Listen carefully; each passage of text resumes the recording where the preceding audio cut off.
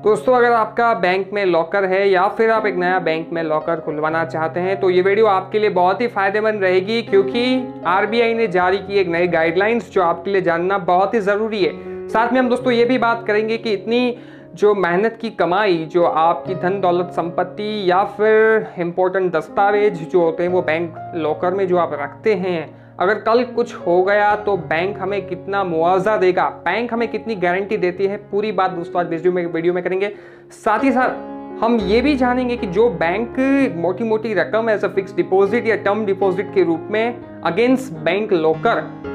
जो लेता है उसके बारे में आरबीआई क्या कहता है। और दोस्तों हम ये भी बात करेंगे अगर नया बैंक लॉकर खुलवाना है तो उसकी क्या प्रोसीजर है, ट्रांसपेरेंसी के मामले में आरबीआई ने क्या कहा है। और साथ में हम ये भी बात करेंगे कि अगर आपके पास बैंक लॉकर है और आप उसे ऑपरेट नहीं करते हो तो उसके लिए आरबीआई ने क्या कहा है। पूरी बात, हर बात सीधी बात दोस्तों में करेंगे। मैं हूं आपका दोस्त सी हार्दिक ठक्कर, स्वागत करता हूं हमारे यूट्यूब चैनल में। अगर आपने अभी तक हमारे यूट्यूब चैनल को सब्सक्राइब नहीं किया है तो कर लीजिए, क्योंकि मैं आपके लिए लेकर आता हूं आपको फायदा पहुंचाए ऐसे वीडियोस।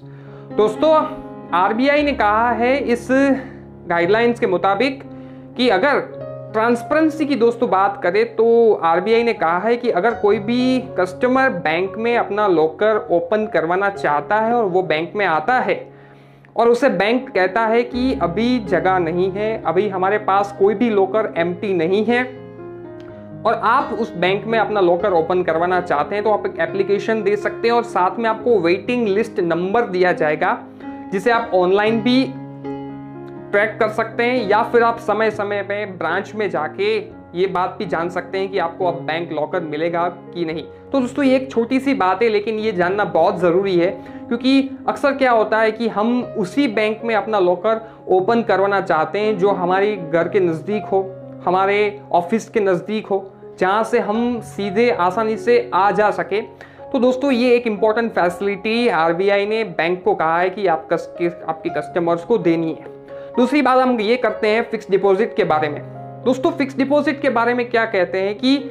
बहुत मोटी रकम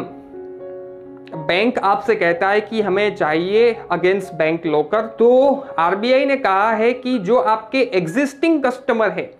जिनका पहले से ही बैंक लॉकर है तो उनके पास से वो एक्स्ट्रा फिक्स डिपॉजिट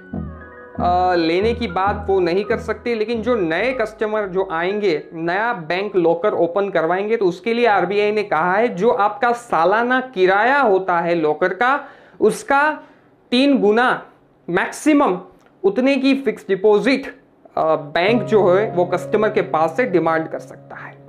अब दोस्तों हम बात करते हैं कि सिक्योरिटी के बारे में। सिक्योरिटी की बात करूं उससे पहले मैं आपसे ये बात जरूर कहूंगा कि आपको कौन से ब्रांच में जाके अकाउंट ओपन करवाना चाहिए। एक बात तो मैंने अभी कह दी कि आपके जो घर के नज़दीक हो वो भी आपके लिए बेहतर बन सकता है, या फिर मैं ये भी कहना चाहता हूं जो आपके शहर में हो, मेन सेंटर में हो, बीच शहर में हो, जहां बहुत ट्रैफिक होता है, तो ऐसे ब्रांच में अगर हम देखने के लिए जाएं तो अगर वहां पे आपका लॉकर फैसिलिटी है तो बहुत बढ़िया, क्योंकि सिक्योरिटी के नज़रिए से भी जहाँ बहुत लोग आते जाते रहते हैं, बहुत सारा ट्रैफिक होता है, क्राउड होता है, तो उसमें सिक्योरिटी के नज़रिए से भी वो आपके लिए बहुत बेहतर रहेगा। दूसरी बात हम ये भी कर सकते हैं, अब बड़े बड़े कॉम्प्लेक्स में भी बैंक जो होता है वो अपनी ब्रांच ओपन करता है। तो बड़े बड़े कॉम्प्लेक्स में एक तो पहले बाहर की जो सिक्योरिटी फैसिलिटी अवेलेबल होती है, सीसीटीवी कैमरा भी होता है, और बैंक के अंदर इतना बड़ा कॉम्प्लेक्स है तो बहुत सारे लोग आते जाते रहते हैं, क्राउड रहता है, तो ये भी एक अच्छी जगह है जहां पे आप अपना बैंक का लॉकर जो होता है वो ओपन करवा सकते हैं। और आरबीआई ने ये भी कहा है कि 180 दिन का आपको सीसीटीवी फुटेज जो होता है वो आपको सेव करके रखना है, वो आपको संभाल के रखना है 180 दिन का। और साथ में दोस्तों अब मैं ये भी कहना चाहूंगा कि सिक्योरिटी के मामले में आरबीआई ने यह भी कहा है कि हम कितना किराया चार्ज कर सकते हैं अपने कस्टमर से। तो जो मैक्सिमम मैंने आपको बताया कि वो तो बैंक के अलग अलग हिसाब से होता है, क्योंकि आपको किस तरह की फैसिलिटी देते हैं, कोई छोटा लॉकर होता है, कोई बड़ा लॉकर होता है, तो वो बैंक अपने हिसाब से जो किराया होता है वो तय कर सकता है, ऐसी बात आरबीआई ने कही है। और दोस्तों अब हम बात करते हैं मुआवजे की। आपका जो कीमती सामान है, आपकी धन दौलत संपत्ति है, इंपॉर्टेंट इंफॉर्मेशन डॉक्यूमेंट्स वगैरह होते हैं, तो अगर कुछ हो जाता है, चोरी डकैती वगैरह ऐसा कुछ हो जाता है, तो इस केस में आपको बैंक कितना मुआवजा दे सकता है। पहले ऐसा कोई भी प्रावधान नहीं था, लेकिन अब आरबीआई ने भी कहा है कि ऐसा नहीं चलेगा, बैंक को अपनी जिम्मेदारी तय करनी होगी। और बैंक ने यह भी कहा है कि पूरे साल का जो किराया होता है उसका 100 गुना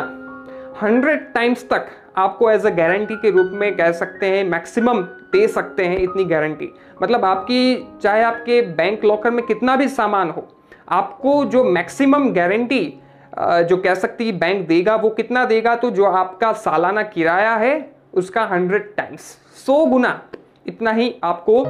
आरबीआई ने कहा है कि बैंक आपको एज ए गारंटी के रूप में देगा। और ये जो सारे प्रावधान है 2022 से लागू होंगे, जनवरी 2022 से। और दोस्तों अब हम ये भी बात करते हैं कि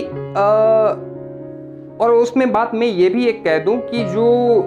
एक्ट ऑफ गॉड होगा, नेचुरल डिजास्टर, अर्थक्वेक आया, भूकंप आया, फ्लड आया, तो इस केस में बैंक की कोई जिम्मेदारी नहीं रहेगी मुआवजे की। जो अनइवेंट सर्कमस्टांसेस है उस केस में ही आपको ये मुआवजा मिल सकता है। और साथ में दोस्तों मैं ये भी कहना चाहता हूँ, बहुत से लोग ऐसे होते हैं जो बैंक के लॉकर को यूज करते हैं, लेकिन लॉकर में जाते ही नहीं है, कोई ऑपरेशन करते ही नहीं है, कोई उसे ऑपरेट ही नहीं करता, साल हो जाता है, 2 साल हो जाता है। तो इस केस में मैं आपको यह भी कहूंगा कि जैसे अगर आप बैंक अकाउंट में कोई ऑपरेशन नहीं करते तो आपका अकाउंट जो होता है वो डॉर्मेंट हो जाता है, इनएक्टिव हो जाता है। वैसे ही अगर आपने लॉकर में किसी भी प्रकार का ऑपरेशन नहीं किया है, कोई ऑपरेट नहीं किया है, तो वो आपका जो लॉकर अकाउंट है वो भी इनएक्टिव हो जाएगा और वो कीमती सामान आपको वापस दे दिया जाएगा, ये कह के आपको कोई लॉकर को इस्तेमाल करते नहीं है। तो मैं आपसे यही कहूंगा कि साल में एक बार भी आपको बैंक में एंट्री करवा लेनी है और लॉकर की फैसिलिटी को ऑपरेट करना है। ऐसा नहीं कि आपने लॉकर ओपन करवा दिया फिर आप जाएंगे नहीं, क्योंकि बैंक के अलग अलग नियम है, 3 साल और 7 साल। तो वो आप बैंक में जाके ये जान लेना कि मैक्सिमम ऑपरेशन का जो टाइम पीरियड है वो कितना है। तो दोस्तों ये एक इंपॉर्टेंट बात थी जो मैंने बताई। आरबीआई ने एक नई गाइडलाइंस इशू की थी, सुप्रीम कोर्ट ने भी कहा था कि इसके बारे में कोई गाइडलाइंस इशू की जाए, तो इसलिए आरबीआई ने भी ये गाइडलाइंस इशू की है। ये इंपॉर्टेंट इन्फॉर्मेशन है, अब आपकी जिम्मेदारी है लोगों तक ये इन्फॉर्मेशन शेयर करवाने की। तो दोस्तों ज्यादा से ज्यादा लोगों में वीडियो को शेयर कीजिए। कोई भी सवाल है तो आप हमें डिस्क्रिप्शन बॉक्स में पूछ सकते हैं, बहुत सारे वीडियोस हमने बनाए हैं वो भी आप देख सकते हैं। दीजिए इजाजत, मिलते हैं नेक्स्ट वीडियो में, तब तक के लिए नमस्कार, जय हिंद, वंदे मातरम।